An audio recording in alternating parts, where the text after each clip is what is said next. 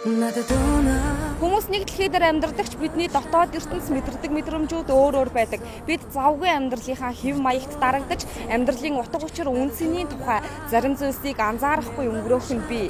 Тэгвэл энэ бүхнийг ганцхан шалтгаан кино харуулж 4 сарын 20-нд нээлттэй хийх гэж байна. Бид кино багийн уран бүтээлчдтэй ярилцаж киноны талаарх мэдээллийг авлаа. Хитэг одоо ганцхан шатаар өгсөд бүх юм болчих юм шиг болсон ганцхан сургууль төгсөөд би өмнө нь гинэн байж чихэн амьдрал гэдэг тийсөө үеийнхэн мань тэр бүд болоод хүүхдүүд нь төрсөө. Манай киноны зураг авалтын баг бол тэр чигээр ирэн залуучууд.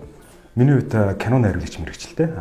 Ганцхан шалтгаан кино бол миний хувьд найруулагчаар ажиллаж байгаа анхны бүр хэмжээний уран сайхны кино.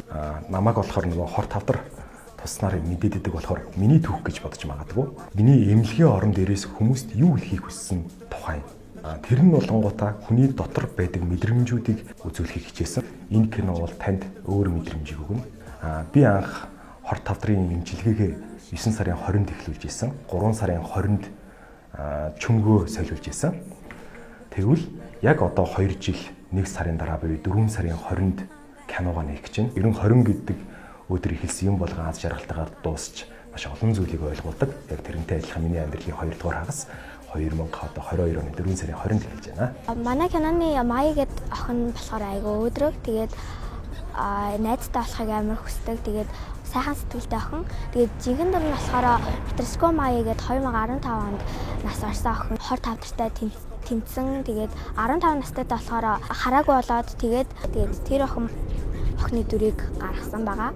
Айгүй хэцээсэн. Гэхдээ би ерөөдөө өөрөө жоохон өөдрөг. Ганц өөр юм нь болохоор би амар олон найзтай байсан. Найзгүй байж үзээгүй болохоор бас жоохон хэцүү байсан л та. Мэдээж кинон тоглох гоё. Өөрийнхөө дуртай зүйлийг хийж байгаа болохоор хөөрхөн ээж байгаа ингээд уйлуулад зовоож байгаадаа харамсдаг гэсэн бол айгүй хэцүү. Сургамжтай гэхээсээ илүү зүгээр л годамжаар явж хахад хүмүүс бүгдээр ингийн гэсэн дотроо өөр ингэсэн зан арын шинтэй өөр ингэсэн нууцтай тэгээд хадгалдаг тийм зовлонтой ч юм уу тийм юмнуудтай байдаг. Тэгээд тэрийг нь бүгдээрээ бас тэрийг нь ойлгоосоо шалтгаан байх тасацсан ердөө ганцыг өгөөч надад мянган шалтгаан байх бидний кино энэ ганцхан шалтгаан гэдэг киног хийж байгаа хамгийн том шалтгаан маань бол Заяаг гэсэн хайрн дээр бүтсэн кино гэж харж байна. Шууд ингээд зохиолыг уншихад амар тийм үнэн мэдрэмж төрсөн кино уран бүтээл талаасаа нэг юм ямар нэгэн дэвшил хийцлэлийн хувьд авчрахын тулд маш их зүтгэсэн учраас тэр маань бас үзэгчдэд таалагдах байх гэж их найдаж байгаа. Монгол улсын хэмжээнд бол хор тавдар өвчний тохиолдол маш ихээр бүртгэж энэ өвчний улмаас тэр өвчин шаналж байгаа хүмүүсийн цаана арга гэрийнх нь маш их ингэж зовж шаналж байсан тиймэрхүү зүйлүүд байсан л да. Урт хугацааны даатгалаараа дамжуулаад тэр хүмүүст санхүүгийн дэмжлэг олох, туслах, хор тавдар өвчнөөс хамгаалахад нь илүү зорж ажиллах ёстой байна гэдэг. Юунд очиж киноныхантай нийлсэн бэ гэхээр бидний зорилго яг энэ ганцхан шалтгаан киног хийж байгаа баг хамт олон залуучуудын маань зорилго бол ижилхэн байсан. Кинон дээр хишиг гээд залуугийн дүр дээр ажилласан.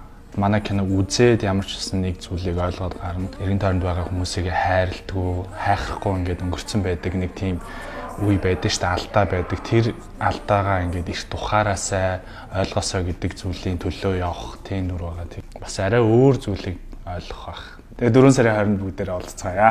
Чихэн амьдрал гэдэг тийсөө үеийнхэн мань тэр бүд болоод хүүхдүүд нь төрсөө өдрөөс ирээд шөнө нутахгүй өөрийн цагаа үрсээр өнгөрсөн бүх бараандасан шнүтний өмнөр өнгөрсөө өвдөх бүртээ өөртөө хитдэг бүх юм сайхан